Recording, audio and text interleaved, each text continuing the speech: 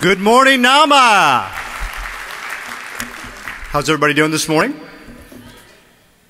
Okay, I'll take that as a good sign. Good morning, my name is Matt Caniglio. I am with Fastline Publications. I am the Vice Chair of this year's Agri-Marketing Conference, and I would love to welcome you all to Kansas City. We're very pleased to have the highest attended Agri-Marketing Conference since the year 2000. We have over 1,200 attendees. And we have 155 who are first-time attendees to this conference. So please make those who are new here feel welcome and enjoy the NAMA spirit and camaraderie. I'd like to start off by recognizing the winners from Best of NAMA, the ceremony last night. And congratulations to all the winners, but especially the advertising Best of Show winners, which was Winfield Solutions and Cullen McVoy. And Public Relations Best of Show winner was Responsible Industry for a Sound Environment, which was done by Fleischman Hillard. I'd also like to recognize the 6 finalists in the Student Marketing Competition.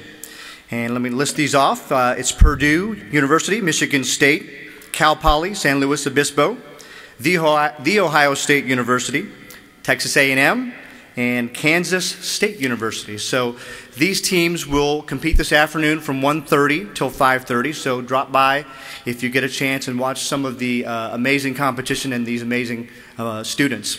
The finals will also be simulcast on a television outside of the room, so you can take advantage of that as well. I'd like to take a moment to thank our sponsors from this morning. Thanks to American Business Media Agri-Council for sponsoring our keynote speaker, and thanks to Farm Fresh Photos for sponsoring our opening video. Thanks also to High Plains Journal and Ag Haven for sponsoring this morning's breakfast. Give those guys a round of applause.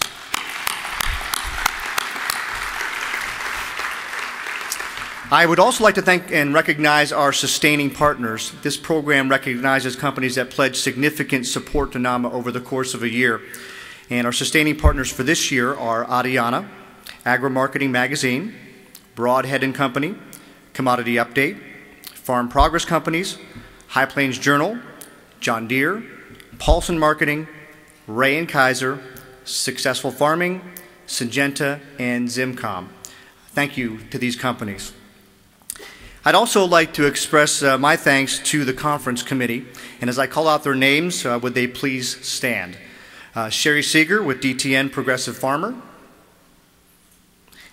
Scott McClure with the Brighton Agency, Jill Mahoney with Drake & Company, Mike Opperman with Charleston Orwig, Rich Tiller with the Ag Speakers Network, Marvin Kokash with NCBA, and Kenna Rathai with Kenna B. Rathai Communications. I'd also like to give a very big thank you to Lori Wolitz with Cullen McVoy. She chaired the conference committee this year but was unable to be with us because she's on maternity leave. Thanks also to the trade show, Best of NAMA, careers committees, and professional recognition committees for helping us put together this outstanding event. Remember, during your time here, to text NAMA to 46786 to receive a valuable mobile conference update and also schedule reminders that will be there to keep you on track over the next 24 to 48 hours. A donation is made to ABEF for each cell number that is registered, so please sign up and show your support for that outstanding organization. And now, let's get started. I would like to begin by introducing our national president, Vicki Henriksen with BCS.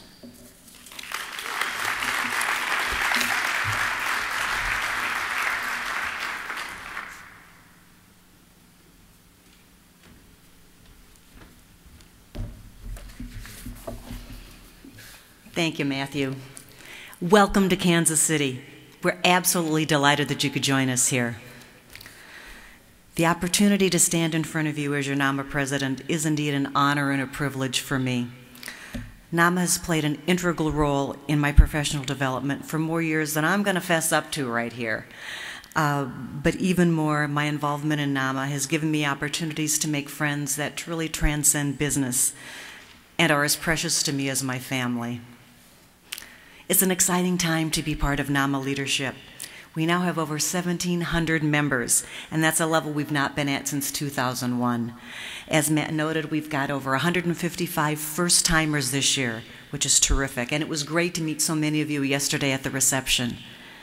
Attendance this year also, as Matt said, is over 1,200 registrants, and that's the largest we've had since 2001.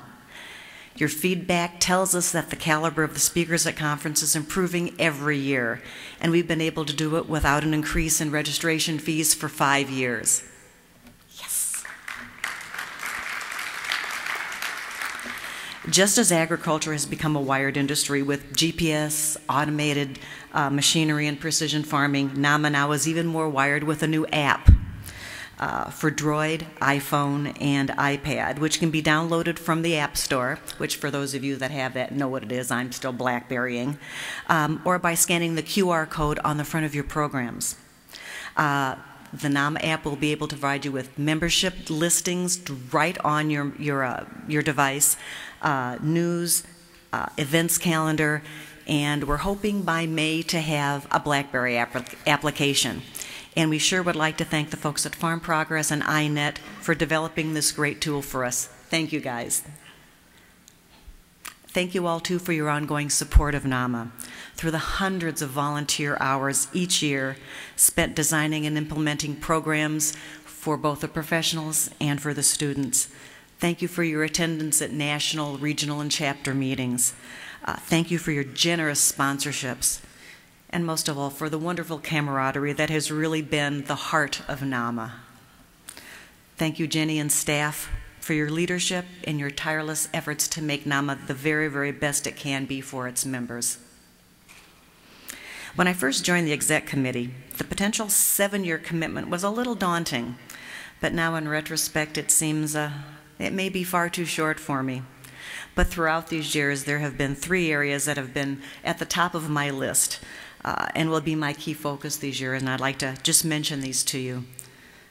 We should develop and strengthen strategic alliances with other industries and organizations. Many of us belong to multiple groups within agriculture. Exploring commonalities may lead to cooperative partnerships that can deliver enhanced services, stronger programs, and greater opportunities for both professional development and for the promotion of agriculture. We need to expand the visible presence of NAMA at Ag Day in Washington. If we are the best and the brightest communicators in the business, we should be at the front of the charge to raise awareness of agriculture to the consumers. They need to know about the contributions of agriculture to their lives. Ag Day can be a key trigger for positive press about the industry, and in an industry that we all work in and we all love.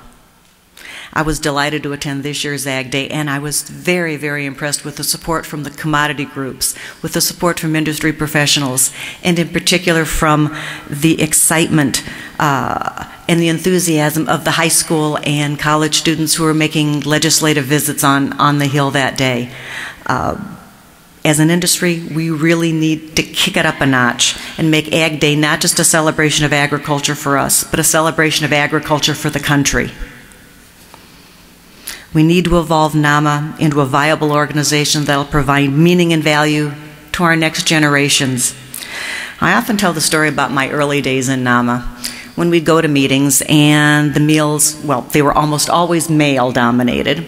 We females were in the minority by far, and the meals were always beef or pork.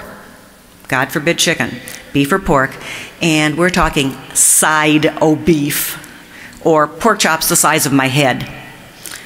Things change. Things change.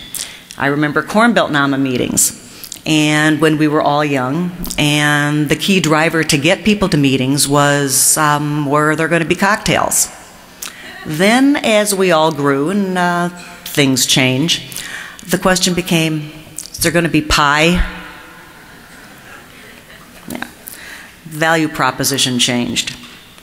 Right now, we need to engage our student members and young professionals to help us evolve NAMA into an organization that will be meaningful to them throughout their careers.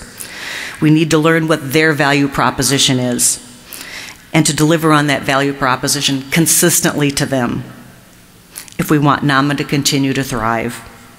I've attended student meetings on campus of the NAMA chapters a couple of times so far this year, and I hope to do more.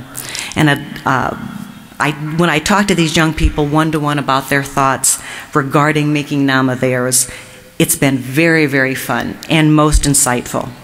It's my hope that today's students and young professionals will someday be able to look back on their NAMA experience and feel that it was as important to them as it has been to me. Again, thank you for the privilege of serving as your president this year. Please feel free to contact me or the NAMA office anytime you have a comment, a concern, a complaint. We will be... I thought I lost my microphone. We will be there and we want to listen. NAMA exists for its members, and only through you can we make it better. Your thoughts and ideas are what this organization was built on, and it's what will help us grow and continue to thrive. Let's harvest ideas this next 48 hours.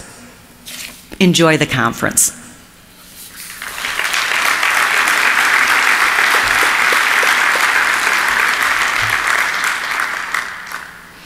The Agribusiness Leader of the Year Award is NAMA's highest honor, which recognizes an outstanding leader in agribusiness, education, government service, or other agribusiness-related areas.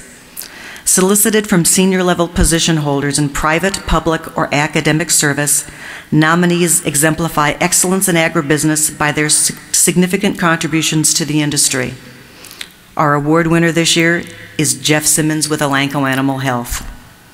Jeff is a dynamic, young, visionary leader that has positioned Elanco for significant innovation and growth. Jeff's previous role of Executive Director, Global Research and Development, Global Strategy, led the foundation for the company's transformation into the innovative, booming organization that he's been at the helm of since 2008. Goodness, not that long, 2008. In the past 6 years, the company has obtained more product approvals in the United States than any other animal health company. In fact, the company is planning for 6 major product launches in the first 4 months of 2011 alone. Already, Elanco has moved from number 8 to number 5 in the industry.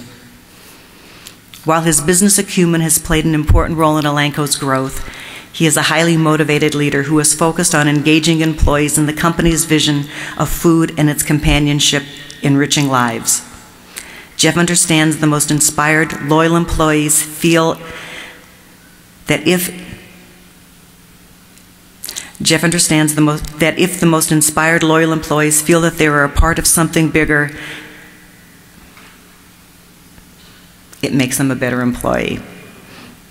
Under his leadership, the company has focused on being part of the food production system and the important role animal health and technology plays in that larger system.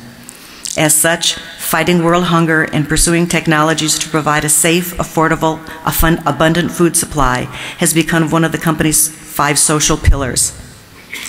Jeff is the type of visionary, motivational young leader that will be responsible for driving agriculture forward and achieving solutions to some of the most pressing issues our world has ever faced.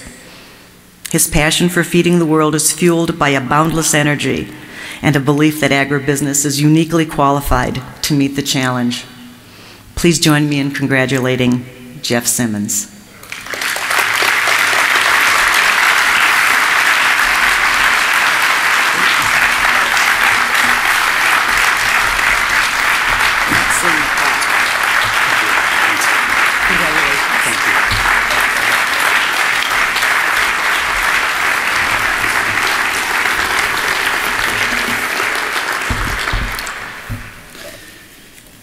Thank you, Vicki. Thank you to the NAMA organization and all of its members. I must say I'm very humbled and I'm honored with this award. I am tremendously in high regard for this organization. You influence the influencers. You are the influencers, and the tremendous amount of leadership in the #1 country in agriculture in the world. You influence the world in agriculture. So I want to step back and say this means a lot. It means a lot to me, but I'm just really in awe of NAMA. I was very involved in NAMA early in my career in Elanco, and getting more involved and understanding how this organization's evolved over the years has been very impressive.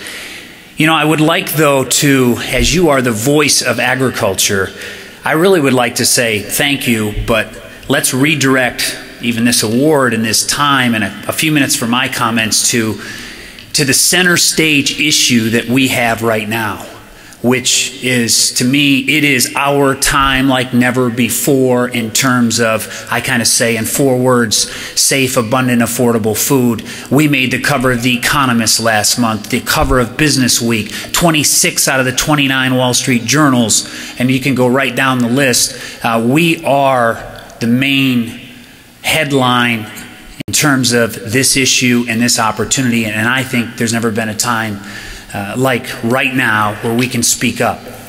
I will, though, be a little provocative. We constantly hear we need one voice. We do need one voice. We had a breakfast discussion this morning, and there's never been a time where we need to speak in a unified manner more than ever. But I will tell you, in my international experiences and traveling globally, sitting in a lot of boardrooms, I have one concern, and that is being personal is an industry we don't have a tendency to do naturally.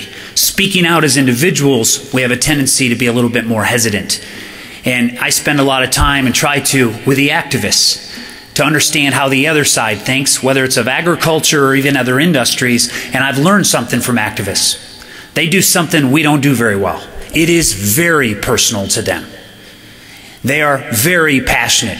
They don't speak up as a matter of choice. They speak up intuitively, whether it's on an airplane or in a huge conference room. Do you agree with me? And I think we need to take a page out of their playbook in terms of we need to make this more personal. And so that's my challenge, and I'd like to make just a few comments. I am speaking out personally like a lot of you are, and like we need to more than ever in 2011 and 12, because we are center stage right now, and there are a lot of hungry people, there's needs for more affordable food, and ultimately, I believe it boils down to a couple ingredients.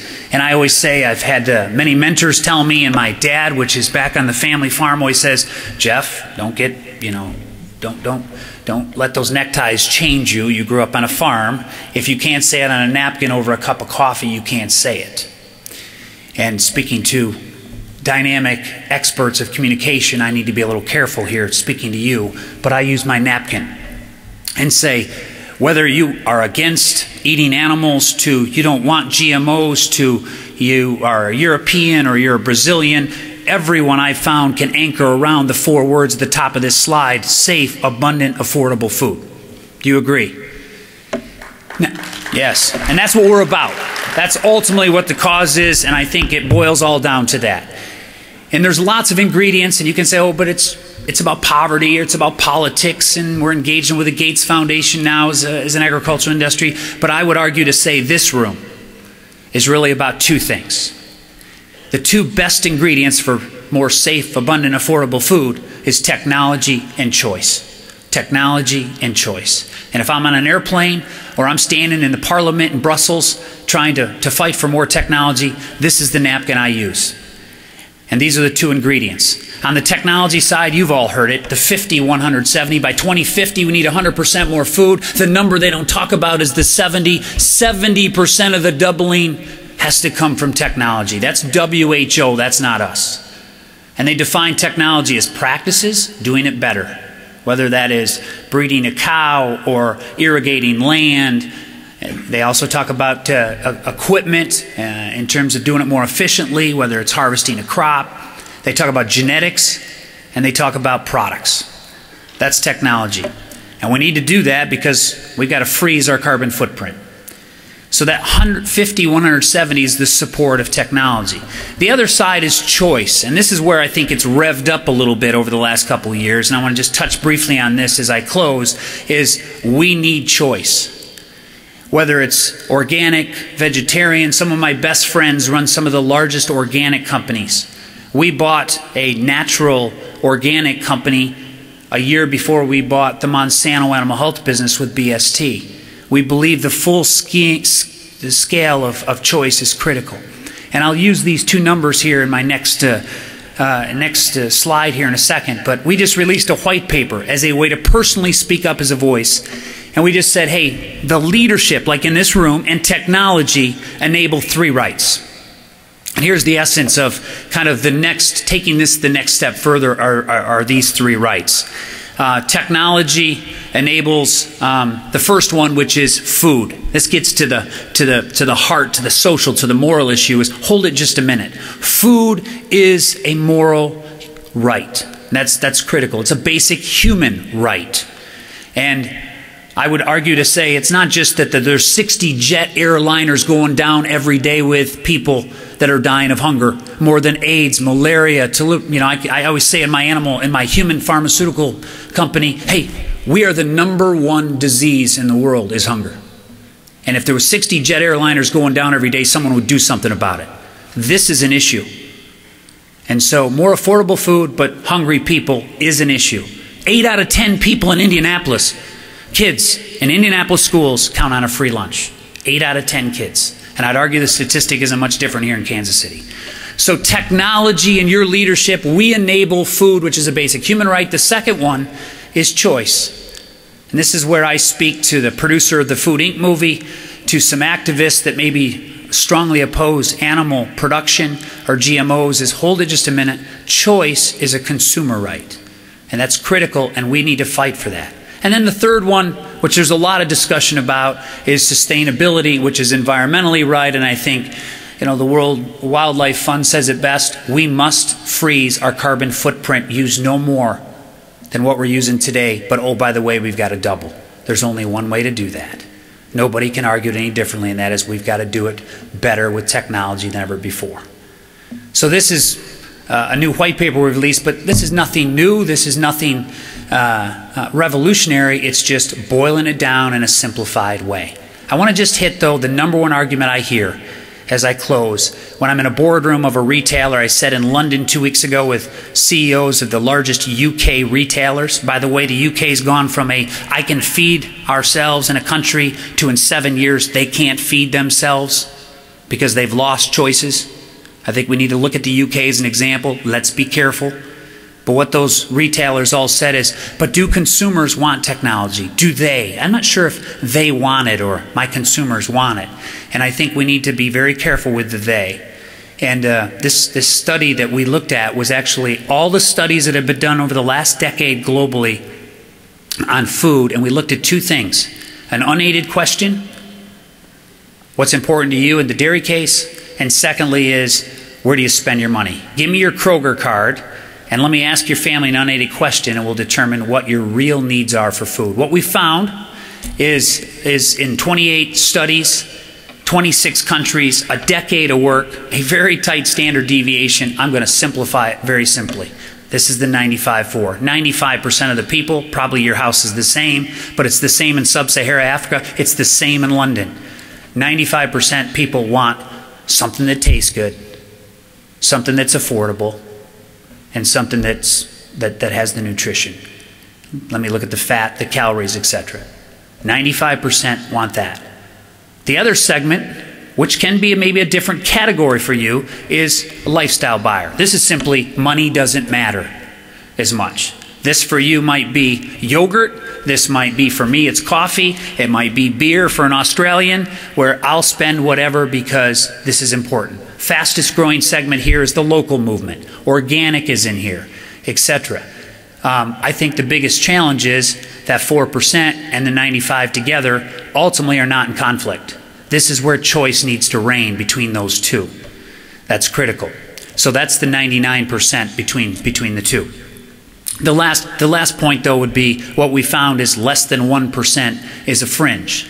And this is the group we need to be careful of. This is the group that says, I want to help make my concern a concern for everybody. And this is actually the data validated around 1% or less. This is the 1% or less that made the UK no longer be able to feed themselves. And I can give numerous examples that are noted in the paper, but ultimately we need to be very careful here. This is a very small minority that wants to speak for the majority, and it's time we speak up, because there's never been a time like now when 99% want taste, affordability, nutrition, and some choice. That's ultimately that message in the essence. That's the other side of the napkin. We need technology, we need choice, That 95-4 message is critical. So that's in summary the three rights. I'll end by saying we've got we're entering the social media as well. There's a blog called Plenty to Think About. You're welcome to engage in that as well, and you can show that slide to Colleen as well at the end. But I will say I think this window of opportunity is now in closing. You can see the issues, and from low feed grain stocks to food pantries being low. There's never been a time like right now, and I believe we have a window of opportunity. Yes, commodities and stuff are challenging, but our agriculture industry is on offense. The U.S. is probably more on offense than any other industry as a whole. And so I end by saying it is time to speak up. And you are probably one of the most influential groups of people in the world in terms of you influence a lot of readers, a lot of people. You're the communicators. You know how to do it better than anybody else. And my one challenge is this: get out of your bubble. Make it personal. When your 4-year-old hands a plate to a 60-year-old man that hasn't eaten all day, or when you sit around a table with 14, 15-year-old girls that are counting on a free lunch but are embarrassed to get one in a major city, or you go, like I did last week, on a spring break in Latin America and take your family to one of those homes, like the 50% that live on $2 a day and haven't ever eaten meat before, and have an empty refrigerator. You change, your kids change, your grandchildren change, and suddenly there's a conviction that is a lot like the activist group, because folks, we win every side of this argument. From the consumer to the economic to the moral social to the scientific side and to the environmental side. Give me all 5 corners of the argument. We can go into each one of those corners, and as an industry, we can win. And that's what ultimately I would say in closing. Thank you for the award. I'm humbled by it, but ultimately I would encourage, unleash all of you. Personally get more convicted. Let's make this the year that we write the best stories, communicate more, and influence this global food chain like never before. Thank you very much. Thanks for the opportunity, and thank you for letting me be part of this industry very much.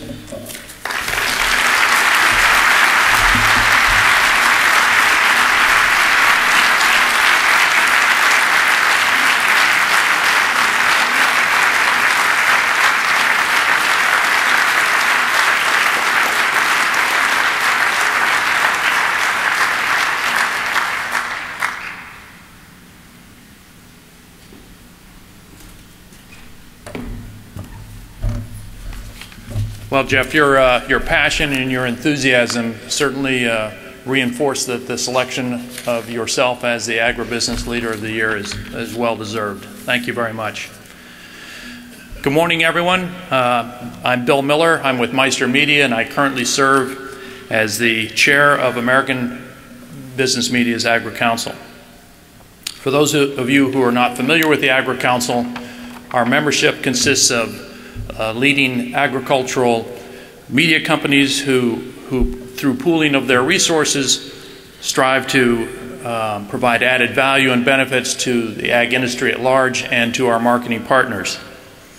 We do this through sponsorships of events like this morning's keynote address, through marketing research that we conduct on a regular basis in order to better understand who our audiences are, what their media preferences and usage is, and through the support that we are currently been giving to what is now the largest gathering of ag editors in the country, each year, the Ag Media Summit.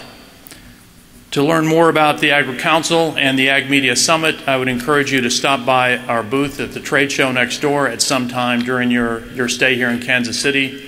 Learn a little bit more about the Ag Media Summit and how you can benefit from that. But now, on behalf of the Agri-Council, it is my pleasure to introduce our keynote speaker this morning. And I think you'll all agree that growing up with the last name of Hogshead would give anyone an unconventional point of view. And that's certainly the case with Sally. She is an author, a speaker, and a nationally acclaimed marketing expert, teaching companies and individuals how to persuade and captivate their customers, their staff members, and everyone else in the world they come in contact with. She has worked with world-class brands such as Target, Godiva, Nike, and Coca-Cola. Sally's insights have been profiled by the Today Show, by ABC News, by CBS News, and by the New York Times. The press has described her as a mastermind and a marketing icon who has changed the face of North American advertising. Sally's new book is titled Fascinate: Your 7 Triggers to Persuasion and Captivation. Sally helps world-class companies and professionals around the globe to be more persuasive and influential than ever before. And now let's watch a little video and see some of Sally's work.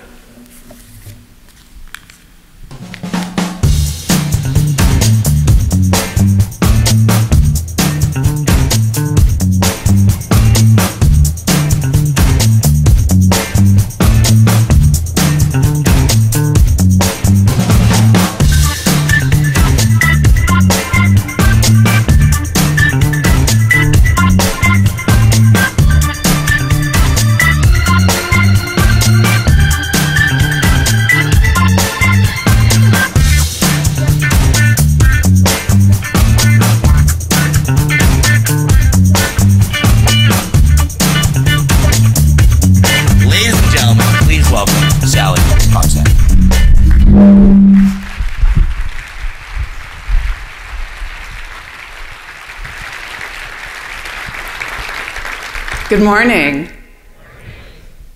Raise your hand if you've ever tried online dating.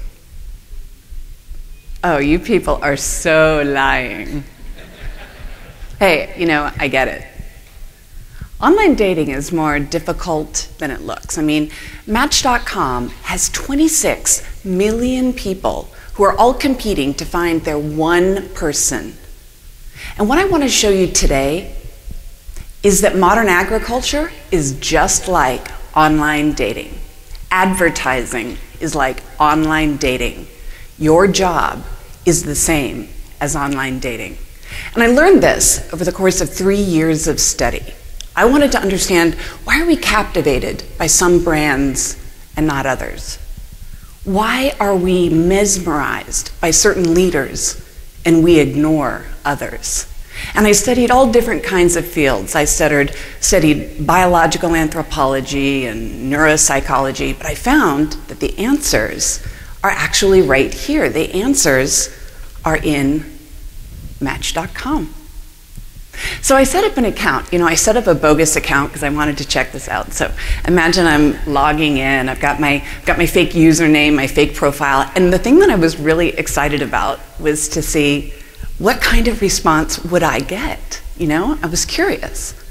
So I was ready to see, you know, guys are going to be sending me this hot, molten lava of love, of ways to introduce themselves. I mean, the stakes are high with online dating. Think about this. The stakes are high. You're trying to find your beloved, the one that you're going to have for the rest of your life. So what did I get? Well, let's see. I especially like, let's get it on. But I want you to look over here. I want you to look at this guy who introduces himself with hi. Now, what I came to learn during my time with online dating is that hi is actually very common. In fact, hi is the most common way that people introduce themselves in online dating. And I get it. I can understand. It's comfortable. It's easy. It's sort of like the Gap khakis of introductions, you know, very low investment. It's an easy way to introduce yourself without putting yourself out there too much. But the problem with hi is that this guy, I mean, let's say his name is Ed, that this guy, he somewhere on Match.com has the love of his life. He's waiting to meet her. She's waiting to meet him. And if he can capture her notice, just for a few minutes, if he can break through this clutter of Match.com, he's going to be able to live happily ever after.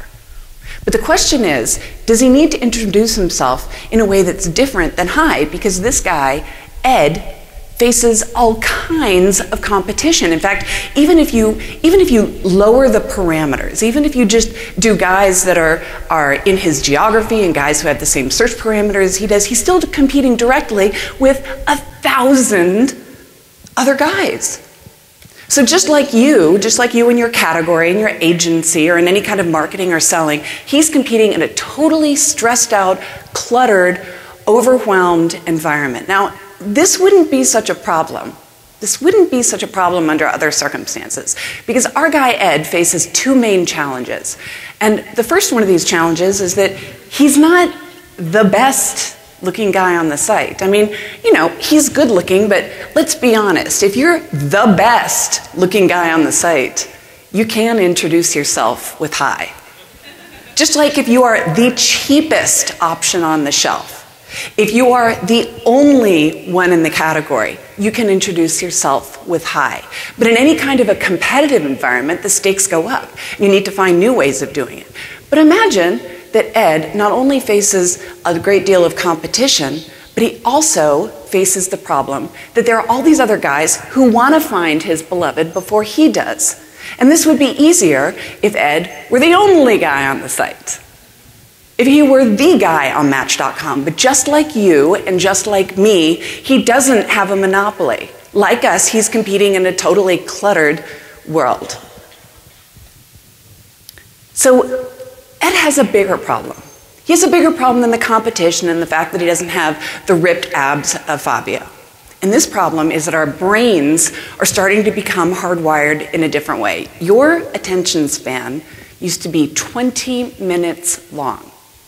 20 minutes long, because you were doing things that required sustained focus. But neurologists are telling us that our brains are literally becoming hardwired to think in a different way because of web browsing, because of all the tweets and the retweets and the emails and the voicemails and all these things going on around us. Not only are we learning to think faster, but we're learning to think shorter. And in fact, our attention spans have gotten down to such a tiny increment that it's very difficult to hold somebody's attention. And the BBC just did a study on this. The BBC says the addictive nature of web browsing can leave you with an attention span of 9 seconds. 9 seconds! I'm impressed you guys are still here. That means you have 9 seconds, which is the same attention span as a goldfish. So this means that when you're talking to somebody, you're not talking to a consumer, you're not talking to a prospect, you're not talking to a customer, you're talking to a goldfish. And if you think about it that way, you start to construct messages differently. Because 9 seconds, this means that we have 9 seconds to break through to be able to make a connection. 9 seconds before somebody is going to swim away and they're going to become distracted by something else. 9 seconds before your message becomes the message they were listening to, and then they find a shiny object and they move on to something else. I think that's a little scary. What do you guys think? Raise your hand if you think that's scary. Yeah, totally scary. But here's the thing. 9 seconds isn't enough time to start a relationship. 9 seconds is not enough time to sell your product. 9 seconds is not enough time to transform an industry.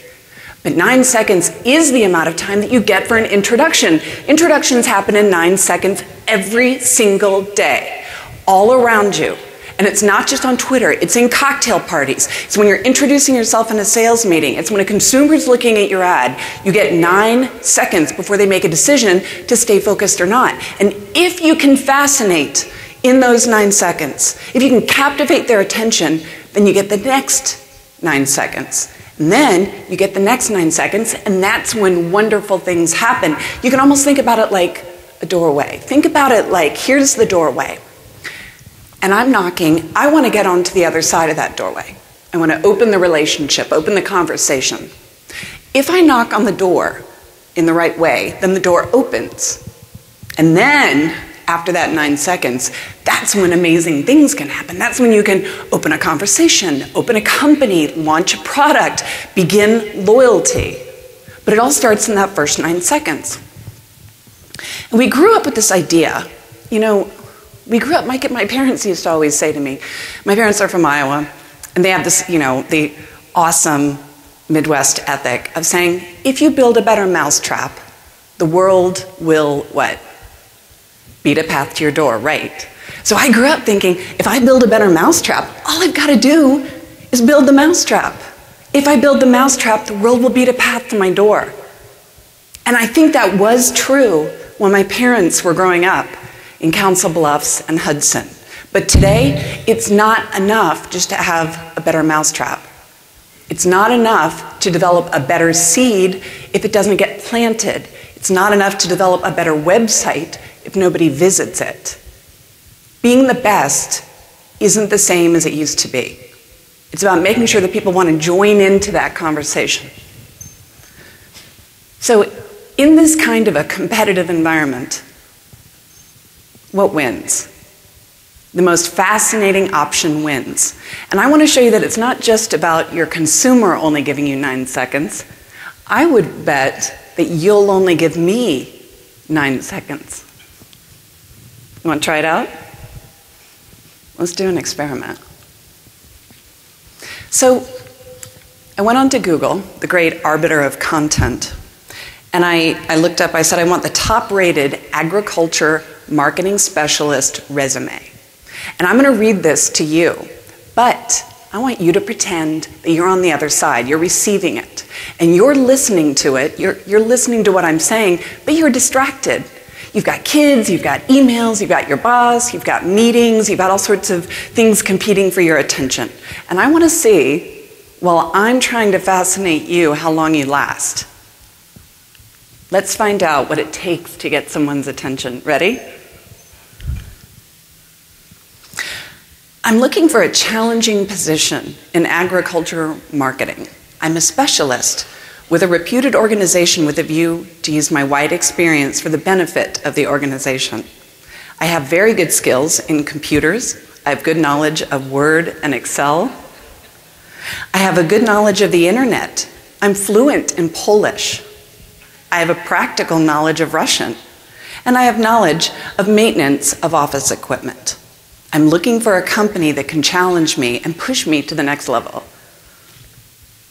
You guys were so not listening to me. Don't even try, don't even try. So what I found was that there are 9 ways, during this 9-second period, what can we do to start to fascinate people? And I found that there are very specific things that immediately grab somebody's attention. I'm going to be talking about this in my breakout session, but just very quickly, you want to pick a bumpy detail, start in the middle of the story, ask a question that requires the other person to think differently about themselves, use a fence tipper, and polarize exclusively. And I'll explain this in my breakout session today. But now I want to show you an example of a company that does this brilliantly. Have you ever been to Epcot in Orlando? I was there a couple of weekends ago.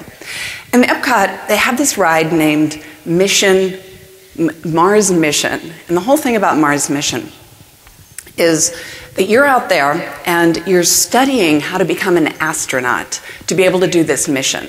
And when you get there, they have this incredible way of fascinating you. Immediately have to make a choice. You can either have the orange ticket or you can have the green ticket, but you have to choose. You can't do both. So you can either have the orange or the green. Now, what's the difference, you might be asking? I too was curious. So the orange ticket is a more intense version of the same ride. The orange ticket is the one that gives you a more intense experience, whereas the green one is less intense. Now, raise your hand if you would do the orange ticket. Oh, yeah. Oh! I also dialed in for the orange ticket. But here's what happens. So you start on this ride, and they start ramping up the anxiety. You know, you get these warning signals. And then they have the orange team stand by. Now, people who have the green ticket, they're going into a different route. The people who have the green ticket, it's like, the little kids, the infirm, and the people with the orange ticket are all cocky, we got the orange ticket, but the cockiness starts to wane a little bit because what Epcot does is they raise your level of what I call the alarm trigger. They start making you feel very insecure that you've chosen that you're going to go on the more intense version. So they spend a lot of time telling you exactly what could go wrong since you're an orange ticket ride. And while you're waiting there, while you're standing there in line, so you're standing there in line waiting to get on this ride, and they come by and they say, are you sure that you want an orange ticket? Are you sure? Because you can still go over to the green ticket ride. It's okay. You can go right over here, and they point, and people on the green ticket are whizzing through. They're going a lot faster. They don't have to stand and wait like people on the orange ticket. And it starts to make you think, have I stepped too far? Have I done too much? Have I overcommitted? Am I going to be good enough for this orange ticket experience? So finally, you get into the ride, and you strap yourself in, and there are all these buttons in front of you, and you're on this training mission to Mars. And one of my favorite things about it is they have a barf bag, which I think is such an awesome touch. So then you do the ride, and you come out, and you've had your training, and it sounds almost exactly like that. You come out, and of course, as with any good Disney experience, you have to go through the gift shop. But after you come out, I thought to myself, that was pretty cool, but it wasn't that intense. So I went back around because I wanted to try the green ticket version. And guess what? Same ride. It was the same ride. Brilliant marketing, commodity product. Selling a commodity, one is fascinating, one's not fascinating. So think about it. Think about what you're selling. It's not about making the product necessarily different. It's about creating an experience or an expectation, because most brands are, in their heart, a commodity.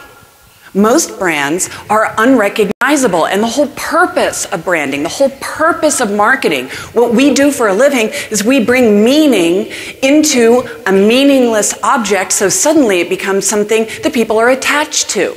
It becomes something that's not a commodity. Our job is to create meaning. Morton Salt. Why do you buy Morton Salt when you can have the exact same product for 30% less? It's because you have the trust trigger with Morton's. Salt is the ultimate commodity. Literally, no difference. But you buy Morton's because you have a relationship, one that's been developed over time. And it's the same with drinking water. I mean, come on, the whole purity claims aside, let's be honest, it's the same. But we have a preference because the brand has meaning. It means something to us. And the more meaning that you can dial up in your brand, the more you can give that connection, that orange ticket experience, the more people are willing to pay, the more your brand is worth, the more loyalty you have from consumers, the more loyalty you have from your partners.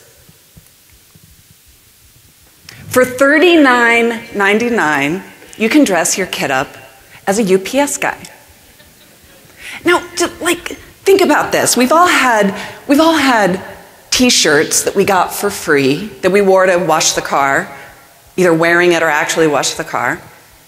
But here's a $39.99 investment that your kid will look like the guy who's going to deliver the costume.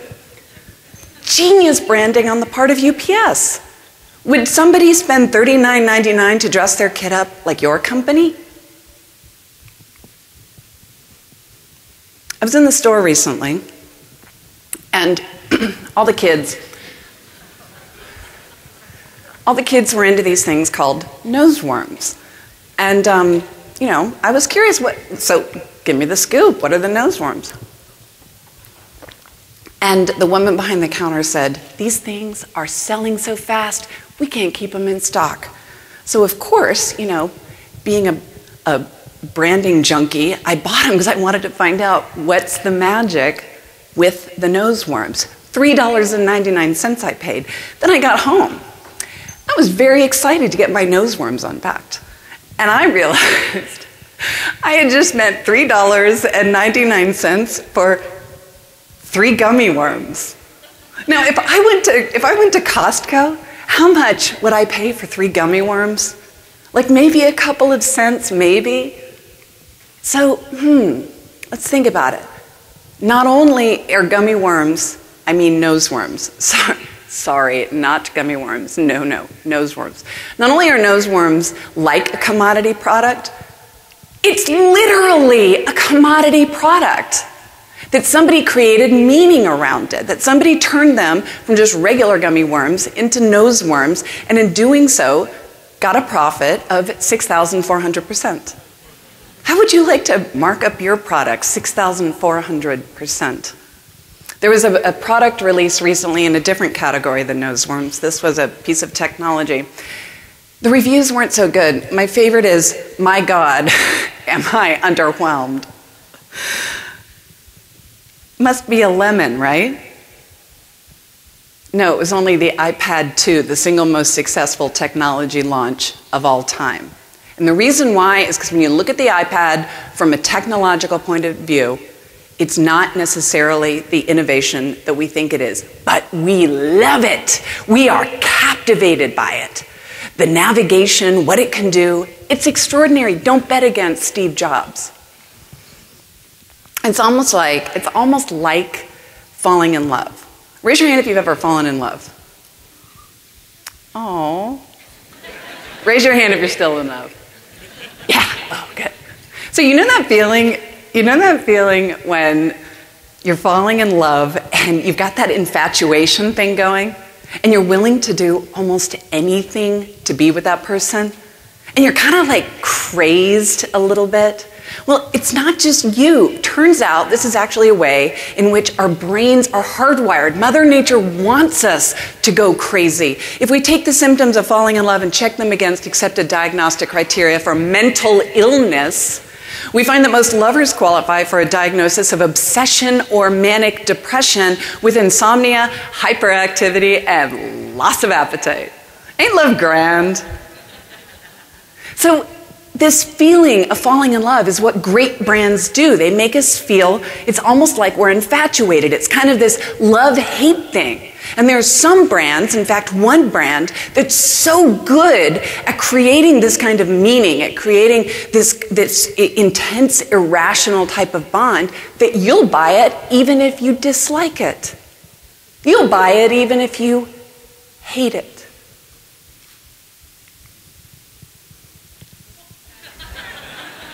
Raise your hand if you've ever had a shot of Jägermeister. Raise your hand if you like the taste of Jägermeister.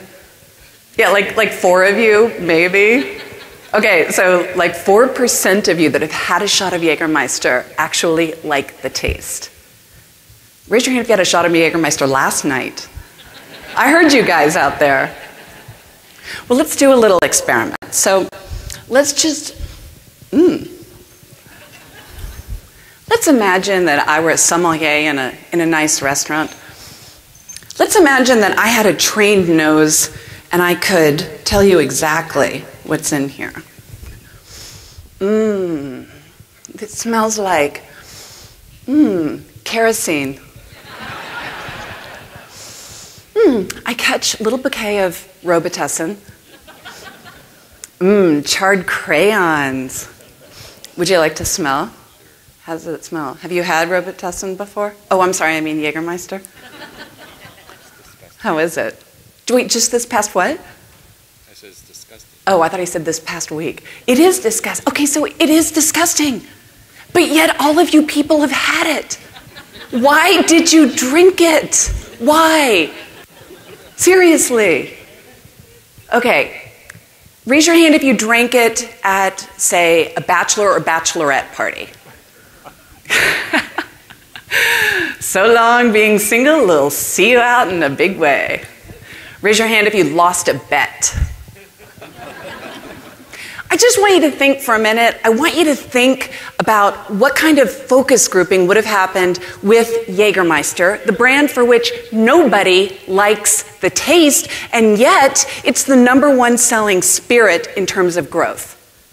What is it about Jägermeister? Would you like to smell? Have you had it before? Do you like the taste of kerosene?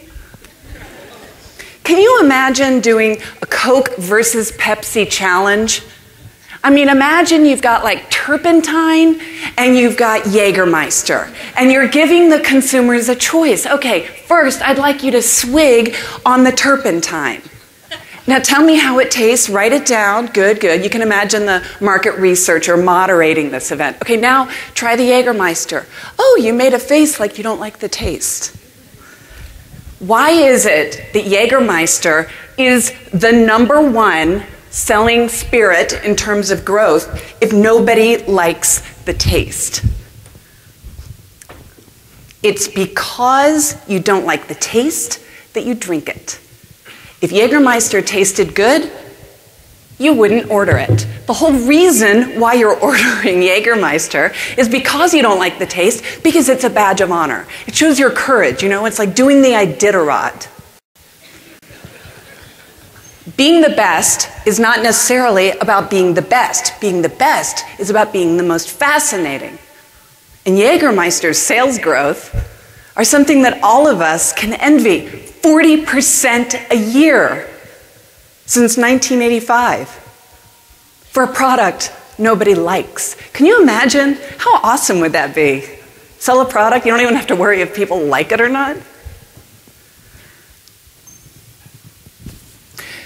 If you take this principle that it's not about who likes you the most, but about who has an emotional attachment with you, you can apply it to your social media. So imagine this is you. Let's just say, here you are, and you've got your network. Let's say it's Facebook. So here's you, and here's your Facebook network. Now everybody that you're connected to is connected to other people. And through this, you have a network through their network. Now, what I want to tell you is that when it comes to social media, and write this one down, the trick of social media, the whole goal is not to reach your network. The goal is to reach your network's network. So what can you say that people want to pass along? What's the message that if you put the message out there that people want to share that message, they want to push it out to their own network? So I asked this question to my Facebook group. I said, what's the most boring, least fascinating kind of a Facebook status update? And they gave me answers. A lot of answers. Turns out people really hate boring Facebook status updates. So I said, well, okay, what are the categories? What are the main categories that people hate? Well, turns out the first thing that people really hate is when you post about your cat. And the next thing they really hate is when you just kind of talk about yourself. You know, I ran a 5K, now it's time for me yoga, a nap, yada yada. Here, let me tell you a little bit more about me. And then Farmville. But what kind of messages do spread? What kind of messages do get pushed out to the network's network? Well, it turns out these are messages that are unique and that have value for the user, and that the user wants to push it out to their network. For example, my parents are out of town, bring Jaeger. And then your parents' house gets trashed. But seriously, if you think about it with social media, it's not just about showing up, it's about creating the message. So what kind of message can we all share out there that's going to get pushed out? Well, just very quickly, I'm going to take you through some examples. There are 4 categories of social media messages. The first category are products. Second category is proof of value. Third is behind the scenes, and fourth is belief. So products are where you're literally talking about what you sell, either as a company or as a person, individually. Let me tell you about what I'm selling, maybe a benefit. The second thing is proof of value. Here's why you should care. Then there's behind the scenes. Oh, stretching, going to Starbucks. It's kind of sort of a day in the life thing. And then finally are your beliefs. The beliefs are things that are your core brand messages. So for a company, when you're advertising a company, here's what the ratio should be. You should do 20% products, 50% proof of value, 10% behind the scenes, and 20% beliefs. So push really hard on creating messages around proof of value. But it's different when you're doing it actually for a product. When you're advertising a product, make sure that it's all about the product and about proof of value. But what about you individually? What kind of a ratio should you use? What's the formula for that? It's a little bit different. Don't talk so much about your product. Don't talk so much about proof of value. Give examples of behind the scenes and your personal beliefs. I learned early on about being an underdog because I wanted to be a swimmer. And I wasn't a very good swimmer, but I wanted to be able to break the record in my local league. And so I swam every day. I got up around 7 o'clock, and I was swimming away. And if you can imagine, my sister had the nerve to break her record too, except it was a world record. And then she went on and she won 3 gold medals and a silver in the Olympics. If you want to talk about being an underdog, I grew up as an underdog, and not only was I an underdog in my family because my brother graduated from Harvard the same year that my sister won all of her gold medals. Not only was I the underdog, unafraid to wear a bathing suit too, but my last name is Hogshead. I mean, come on, seriously. Can you imagine what it was like growing up with the last name Hogshead? I would come home from the playground after being tortured with my real name and put my head in my mother's lap, Mrs. Hogshead. And she would say, it's the thing about your name that makes you different that will one day make you love it. And what I want you to know today is it's the thing about your company that makes it different that will one day make you love it. Genetically, all of us, we're 99.9% exactly the same. You are 99.9% exactly the same as everybody else in this room and on the planet. But you get a 0.1% difference. And the question becomes, what are you going to do with your 1% difference? How can you take that and identify it and maximize it and express it? Because for me, for example, I created a business card that says, a hogshead is a barrel that holds 62 gallons. So what's your last name, smartass? And when I went into advertising, I started at Fallon McElligott. And I had the honor of working with a great art director, and we were working on J.D. Hoyt's Steakhouse. And earlier today, this morning, we learned about how at NAMA conferences there used to be the 40-ounce steaks. Well, J.D. Hoyt's still has those 40-ounce steaks, the Fred Flintstone style. We decided that in the marketing that we weren't going to try to talk to everybody. We weren't going to try to talk to the people who wouldn't want a 40-ounce steak or maybe, say, a 20-ounce steak. Vegetarians were not going to be showing up for us. So here's some ads. How would you like it? Well done, medium rare, or semi-conscious? J.D. Hoyt's, a restaurant for carnivores. Sorry, no vegetables. We feed them all to the animals whose flesh you'll be devouring. And there were lines around the block, most of them picketers. The most sacred Hindu being, and a damn tasty T-bone. So I understood early on in my career that I was going to be working with clients that wouldn't necessarily have the biggest budget, that wouldn't necessarily be able to do $200 million a year in advertising. I wasn't, at the beginning of my career, going to be able to do the Super Bowl commercials. But what I was taught very clearly from my mentors is that if you can figure out what's different about a brand, you can make it extraordinary. So when I opened up my first agency when I was 27, I didn't have a lot of money. In fact, we had so little money that we had to buy a space in Venice Beach, California. Are you familiar with Venice Beach? Yeah, it's like gang zone. Like we would have conference calls that we would have to put on mute because there was gang fire outside. And so we decided that as we were marketing ourselves and introducing ourselves, that instead of going about it the traditional way, instead of doing the big fancy foil embossed double time thing, we were going to do something that was authentic to who we were, because we only had money for Helvetica and Kinko's. So what we did is we created a map. We just took a regular, like a photocopy of a map. And we put our agency on there, but we also showed our neighbors. We have the Bloods in red. We have the Crips in blue. And then see that tiny little yellow spot? Teeny tiny little yellow spot? That was Robert and Hogshead, the agency. And the headline says, "We've moved to a neighborhood that works as late as we do." And then people called and said, "Well, we want to come, but we're nervous." So we gave them something to hang on their rearview mirror.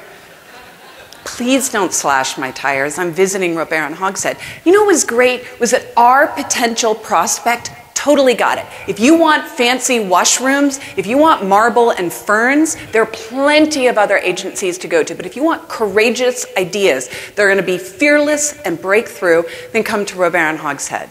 They totally got it because we took our 0.1% difference. On the back it says, of course we can always meet in your neighborhood. And then it was Christmas. Now, the need to create messages that break through in an untraditional way, this is true even with nationally known brands or internationally known brands. So one of my clients was Dolce & Gabbana, and they came to me and they said, we used to have a lock on sexy sunglasses. Everybody wanted Dolce & Gabbana sunglasses because it was the ultimate status symbol. But now our glasses are getting ripped off over on Canal Street. You can buy them at Coach. So what are we going to do? Help us create a TV spot that's going to differentiate this. So I'd like to show you the TV spot, but I just want to make sure everybody's okay with it first. You ready? Okay.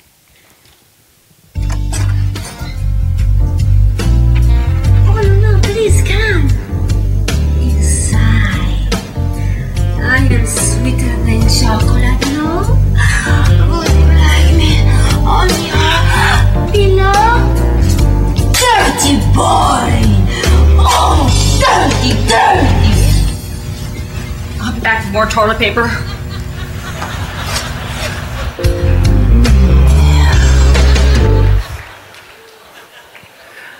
Bet you haven't seen that in the NAMA conference before. So, after I left my career in advertising, I wrote a book named Radical Careering that was all about taking these principles and applying it in your own life. And I got a really great review on Amazon. Can I read it to you? Yes? Okay.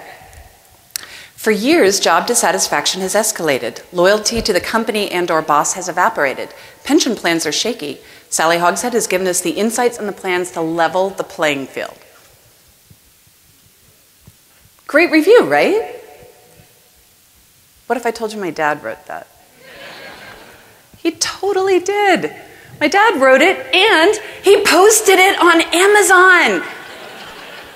Check it out, very proud dad. So being the underdog, being an underdog is a theory that can be applied to everything. The book's available for free for a limited time. My publisher forgot that they gave me permission to this. And if we take these principles and we start applying them to how our brains are hardwired, we can see that when somebody's making a purchase decision, any kind of a purchase decision, whether it's the orange ticket or the green ticket, whether or not to take that Jägermeister shot, whether or not they want to work with you, whether or not they want to buy from you, whether or not they want to help you develop a new technology, if you can hit the brain in exactly the right way, the answer comes back loud and clear. The answer is yes.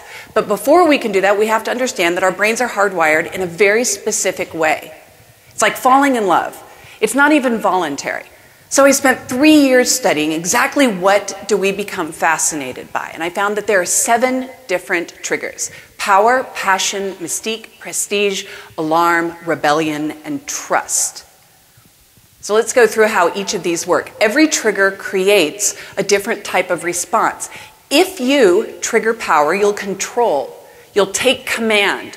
Brands that use power are like Google. It totally controls our online experience. It's like TSA. When you go to TSA, when you go through the airport, you don't necessarily want to take your shoes off, but you do because TSA triggers power. Second trigger is passion. It's attracting with emotion. It's, ooh, I really want that Haagen-Dazs chocolate ice cream or that cashmere sweater.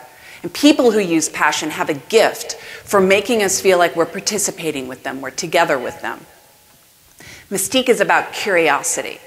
The people and brands that use Mystique, it's almost like an iceberg where only a small percentage of them is available above the surface. Most of it's going on below. So it's the television show Lost. It's what they don't say that's more fascinating than what they do. Prestige is about respect, higher standards. It's pushing up. It's not enough to stay with the status quo. People with prestige are never satisfied with the way things are. They're constantly looking forward. They literally see the world in a different way because they see the world with respect of how they can move things up.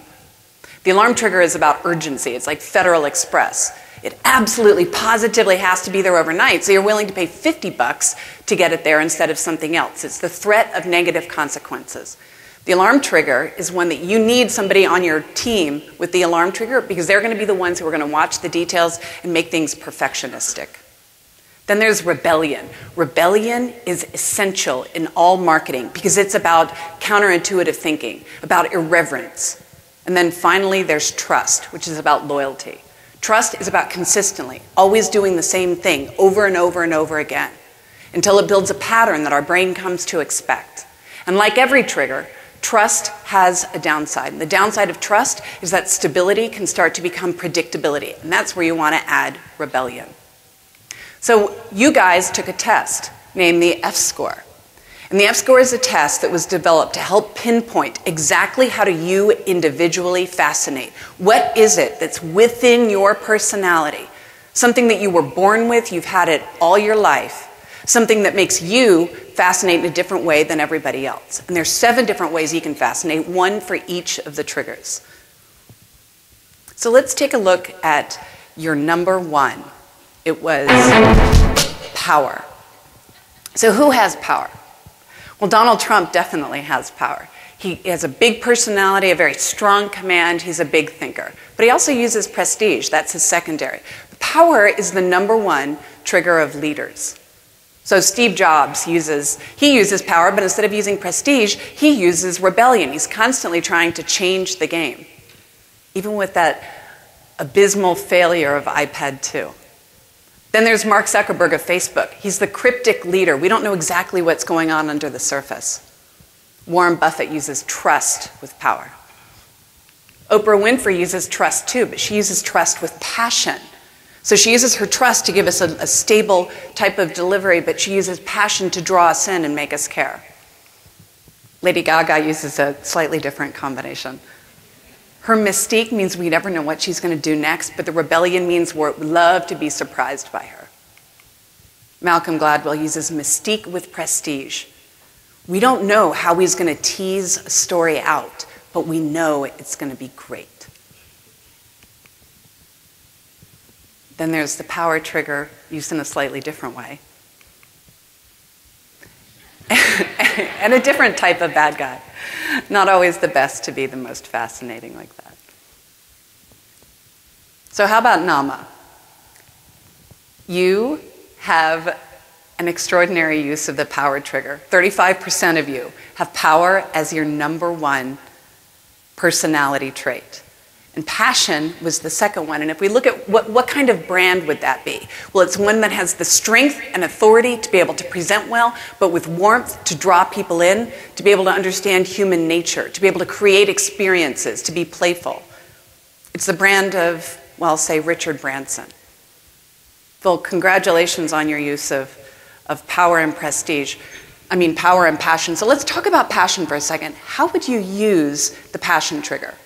Every trigger incites a different response, and the one that passion elicits is that it attracts other people to you. So raise your hand if passion was one of your 2 triggers. Yes. People who use the passion trigger have an amazing talent, this built-in ability to make us feel excited about what they're doing. They're the ones that when they walk in the door, they want to sit down next to us and tell us what's going on. They want to join in. They want to participate back and forth. They want to take what they're excited about and get us excited about it too. So the way that this personality type breaks down is they're expressive, intuitive, empathetic, impulsive, and affectionate. Does that describe anybody in this room? What happens when you use passion is that you get more involved participation. So if you use the passion trigger, if you use that when people are going to want to join in with what you're doing, they're going to want to join into your conversation, you're going to have stronger personal connections with warmer experiences. And how do you use it? For this particular trigger, don't use rational facts and data. You would want to use rational facts and data with the mystique trigger or the alarm trigger because those are the ones that are based logically. They're very rational, whereas passion is, oh, I want that, I want to be that, I want to be with that person. Openly communicate emotions. If passion is your main trigger, make sure that you share what you're excited about and create rich experiences like the orange ticket. So let's come back to this guy. We met this guy at the beginning, and we named him Ed. What could Ed say? What is it that Ed could say in his online dating profile that would make it more fascinating? Well, let's just imagine, hypothetically, if it said, I have a tan on my teeth and I can easily see my belly button. I read books without pictures, I watch movies with dialogue, and I don't consider KFC an ethnic food. I'm looking for a girl who appreciates the finer things in life, but is willing to settle for me. Are you fascinated to meet that guy? I was. Actually, I have a little confession to make. I wasn't just researching online. I was also searching. And this man never had high as his portfolio. It said exactly what you see here. And will be married in 2 months. Proof that the most fascinating option wins. Okay, so what can you do? What can you do to take your brand, to take your company, your marketing, your vision, and turn it into something that's so fascinating that people fall in love with it? And the first thing is to harness those first 9 seconds. Of course you want to have loyalty, and of course you want to have a longer relationship, but it starts with those first 9 seconds. It starts with understanding that it's not about saving it back. It's not about holding your best back, hoping to dole it out later. It's about giving it fearlessly and sharing that in a way that makes people want to connect with you instantly. The next thing is to make sure that you use your natural fascination advantage. You know, it's almost like a competitive advantage. On the day you were born, you were given this gift. You were given this ability to fascinate, and the way that you fascinate is totally different than the way in which somebody else fascinates. But once you figure that out, once you harness it, then you can use it and actually start to apply it to get people to fall in love, to get people to fall in love with your ideas, to attract people to your message. We all want to be loved. We want our companies to be loved. We want our advertising to be loved. We want this thing over here. We want advocates. You know, we want fans and loyalists, people who are fanatics for our product. And we're afraid over here of the people who don't like our product. We're afraid of the rabble-rousers and the critics. But if we want to have these people over here, if we want to have the people who passionately love who we are, what we do, what we stand for, what we sell, if we want to have them, we're also going to have some of these people over here because they're the price of entry. And the problem is that in our quest to get the people over here and avoid the people over here, that we end up in the middle. And what I want you to know is that the middle is the dead zone. The middle is where nothing happens. The middle is where employees leave, customers go for a better price, and nobody stays with you over the long term. The middle is death. And so what I want you to do when you leave here today is think about your messages. Think about the first 9 seconds of the conversations that you have. And don't worry about these people over here. Focus on getting the advocates and getting people to fall in love with your idea and getting out of the middle. Thank you very much.